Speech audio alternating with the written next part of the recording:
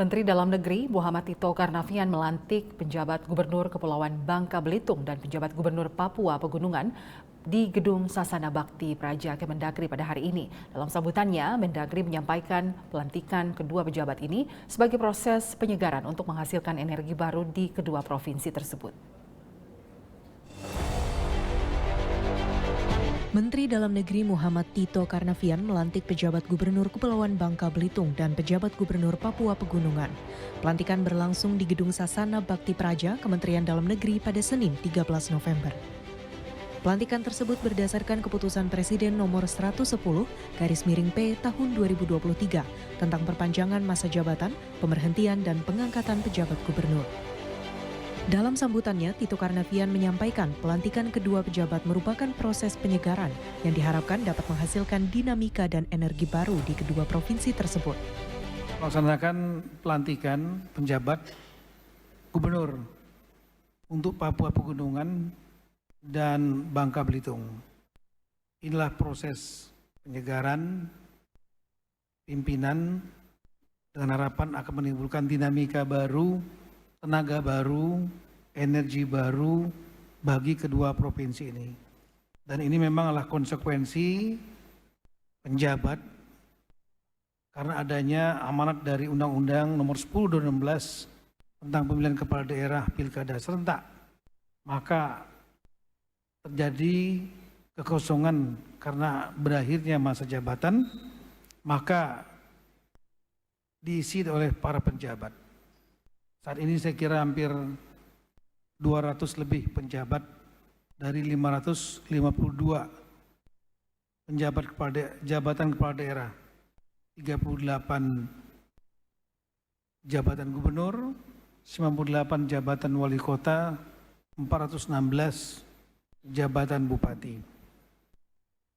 Saya berharap banyak rekan-rekan penjabat akan dapat menjalankan tugas yang utamalah mengisi kekosongan karena berakhirnya masa jabatan pejabat yang lama, kemudian running operasional pemerintahan tetap berjalan,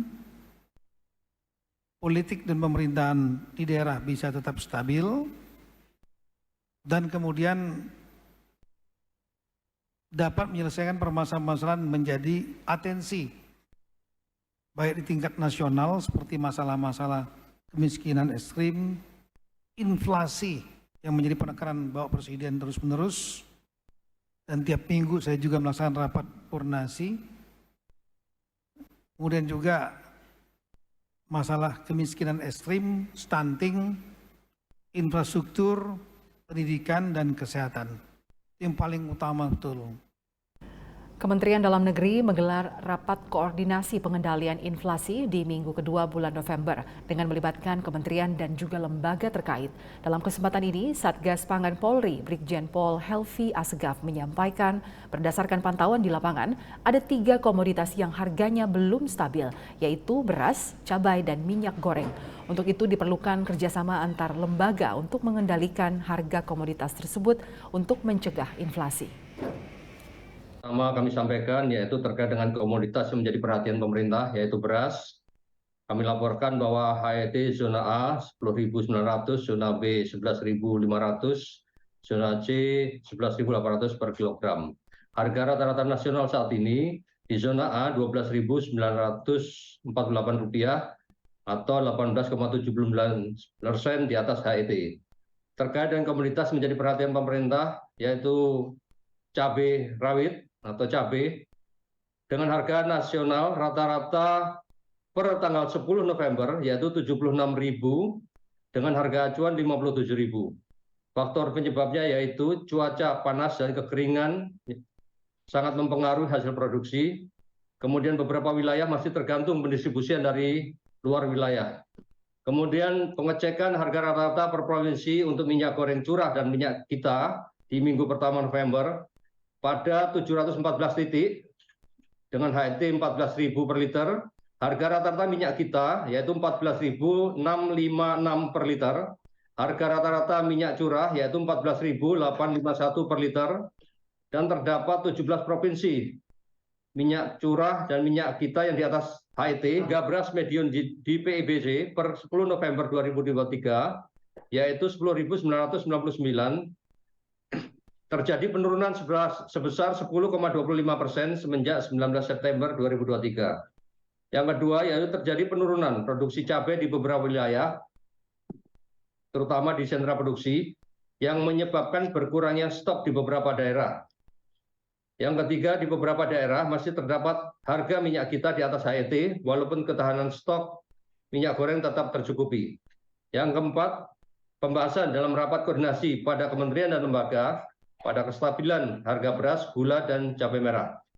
Rekomendasi dari Satgas Pangan yang bisa disampaikan yaitu pemerintah daerah memastikan ketersediaan stok beras, kelancaran distribusi bantuan pangan pemerintah, dan terobosan lain agar masyarakat tidak kesulitan untuk mendapatkan beras.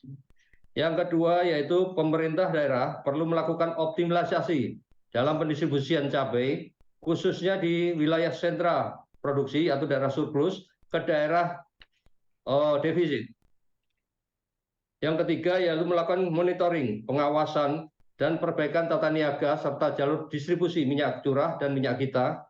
Yang terakhir yaitu hasil rapat koordinasi yang dilakukan kementerian atau lembaga terkait dengan harga acuan untuk gula yang telah terjadi penyesuaian harga saat ini, intervensi harga beras premium oleh Bulog menggunakan beras CBP komersial, serta rencana realisasi SPHP jagung agar ditindaklanjuti dan disosialisasikan untuk percepatan realisasinya.